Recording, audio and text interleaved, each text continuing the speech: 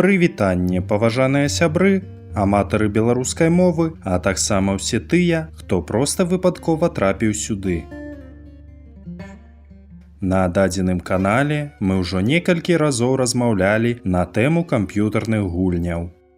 Разбіралі канкрэтныя прыклады, а таксама успаміналі пра такі жанр, як шутер ці стралялка. І вось, зараз хочу разам з вамі паглынуцца ўспамінамі пра тыя часы, калі камп'ютар быў далёка не ў кожнай хаце. Што тут сказаць? Тады нават знакамітыя камп'ютарныя клубы толькі пачыналі ўтварацца.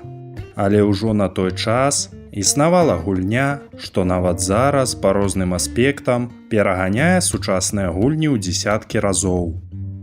У кожнага яна называлася па-рознаму, але сутнасць заўсёды была адна – шматкарыстальніцкі шутер у рэальным часе, што маў назву проста «Вайнушка».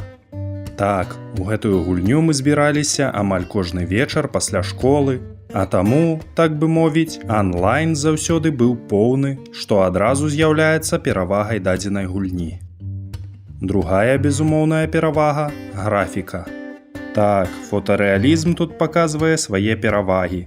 Знешні выгляд будынкаў, расліннасці, святло на найвышэйшым узроўні. Тэкстуры дакладныя і выразныя, нават па адчуваннях. Але, каб у поўнай меры насалоджвацца працэсам гульні, патрэбна падключаць дадатковыя прыстраі – уяву. Без уявы, спецэфекты ці выгляд ваеннай тэхнікі будзе не такі дасканалы і можа пашкодзіць успрыняццё гульні. Але з дадзеным дадаткам, узрывы будуць неверагодныя, а разнастайнасць ваеннай тэхнікі можа ўвогуле знесці вам дах. Сеттинг.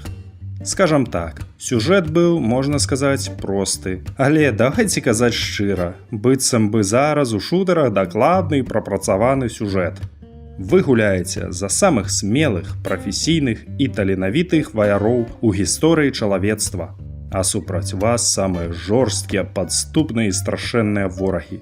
А ў выніках вас чакае альбо слаўная перамога, альбо не меней урачыстая, але часовая паразка. Зброя. Тут ужо працуе данат.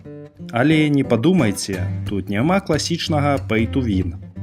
За данат ты можаш набыць якую-небудзь цацку з прыгожым выглядам, але карысці ад такой не будзе, калі ты не ўмееш гуляць. Справа ў тым, што па баявой магутнасці няма розніцы, данат гэта ці не. У гульні існуе цудоўны рэжым стварэння зброі, дзе ты сам, прыклаўшы некалькі зусілляў, можаш стварыць сваю ўласную зброю, што будзе з табой доўгі час. ТТХ таксама прыдумляеш сам, як і прынцып працы зброі. Ды і знешні выгляд можаш зрабіць, як табе хочацца. Канешне ж, у большасці выпадкаў стараліся рабіць больш-менш рэальныя прататыпы. А калі ты з'явішся на мапе з імбовай зброяй з назвай «Палка з цвіком» замест стандартнай вінтоўкі ці аўтамата, то можаш атрымаць і бан. Усё ж, вельмі цаніліся крэатыў і прамыя рукі ў дадзеным аспекце. На стварэнне прыдатнай да бою зброі вытрачаліся дзесяткі чалавека-гадзін і сотні адзінак розных матэрыялаў. А асаблівага гонару можна было атрымаць, калі зброю, зробленую тваімі ўласнымі рукамі, хлапчукі разглядалі болей часу, чым які-небудзь данатны выраб з кітайскай цацачнай фабрыкі. Геймплей. Тут усё па класіцы. Існаваў рэжым PvP і PvE. З PvP ўсё проста. Дзяліліся на дзве каманды, не заўсёды сіметрычныя, усё залежала ад умоў і мапы, і ваявалі. Звычайна перамагала тая каманда, што знішчыць варожую. Галоўнае, хто зробіць першы стрэл, той і перамог. Таму найлепшай тактыкай было знайсці добрую схаваную пазіцыю і чакаць, пакуль вораг сам трапіць у пастку. Альбо можна было проста ляцець на ворага ў адкрытую, а той ад непадрыхтаванасці мог не зрабіць ніводнага стрэлу ў адказ. І так, раунд за раундам, пакуль не надаесць ці не звечарэе. Усё ж, начныя гульні былі забаронены адмінамі. У рэжыме па захопу тэрыторыі было яшчэ складаней. Мала таго, што патрэбна было вытраціць час на падрыхтоўку зброі, дык яшчэ і на добраўпарадкаванні пазіцый. Напрыклад, мы, хлапчукі з вуліцы, названай у імя знакамітага пісьменніка, аб'ядналіся з нашымі сябрамі і стварылі альянс з калгаснай вуліцай. Паміж намі невялікі парк, што размясціўся на беразе рачулкі. Каб аб'яднаць нашыя тэрыторыі, патрэбна было разабрацца з хлапчукамі з вуліцы Прыбярэжнай. Пасля няўдалых перамоў абвясцілі ім вайну і папярэдзілі, што прыйдзем праз тыдзень. За гэты час стварылі бусляўку на таполі, з якой праглядаўся ўвесь парк, а таксама шмат патэнцыяльных засад уздоўж галоўнай дарогі. Ворагі ж нашыя пабудавалі сапраўдную крэпасць, якую давялося б штурмаваць не адзін дзень. Калі надышоў час абяцанай вайны, мы пайшлі на хітрасць. Пасля няўдалых спроб адкрытага штурму нам давялося адступіць на загадзя падрыхтаваныя пазіцыі.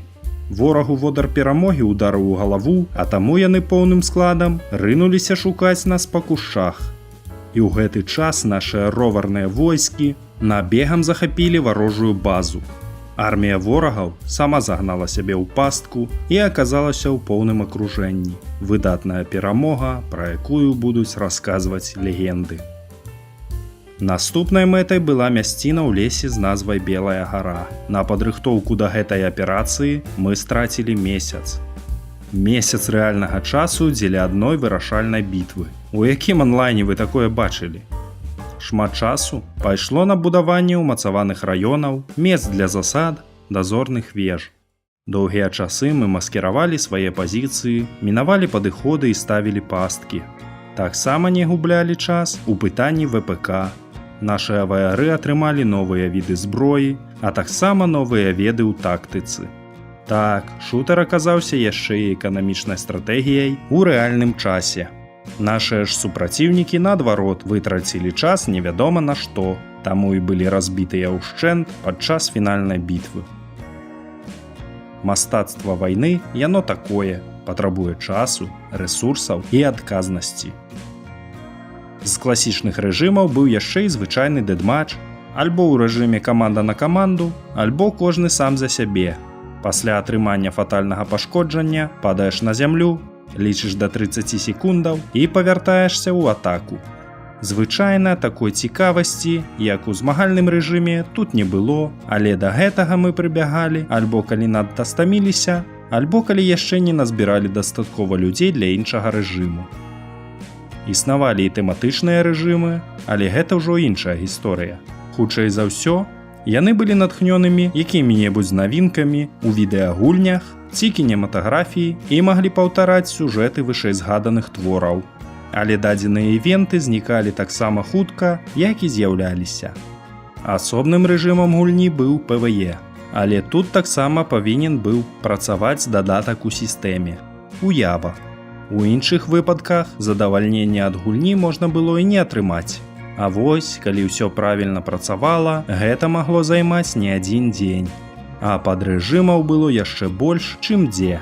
Тут можна было гуляць за партызанаў супраць акупантаў, альбо стрымліваць бясконцыя орды ворагаў з іншых краін ці нават планет. У нас дадзены рэжым называўся «Супраць невідзімак».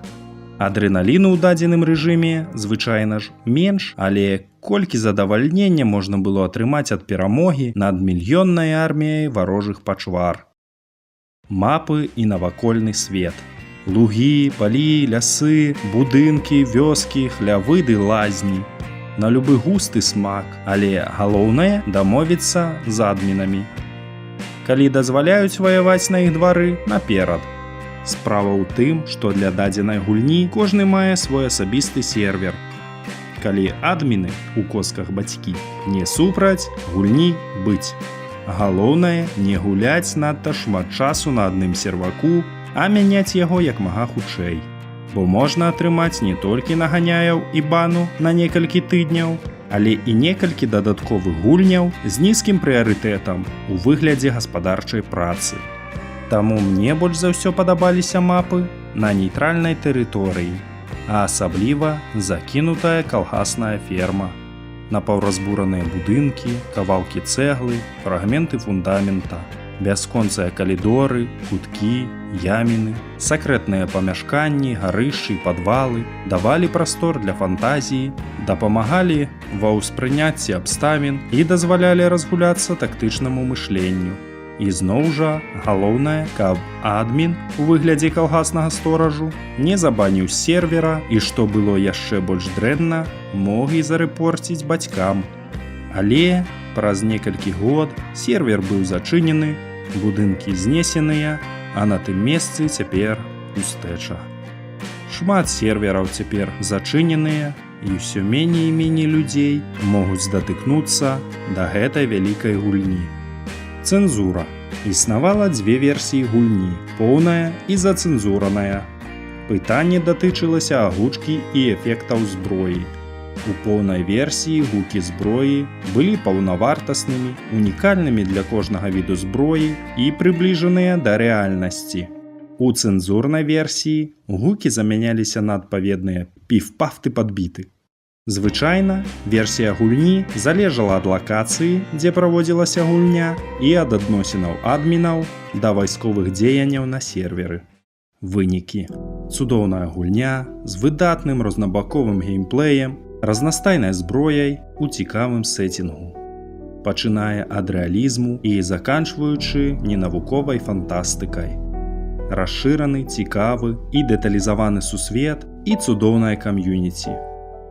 На жаль толькі, што сервакі зачыняюцца з прычыны ўзросту саміх гульцоў, што даўно ўжо не заходзяць палётаць ды пастраляць. А час ад часу гэтага так хацелася б.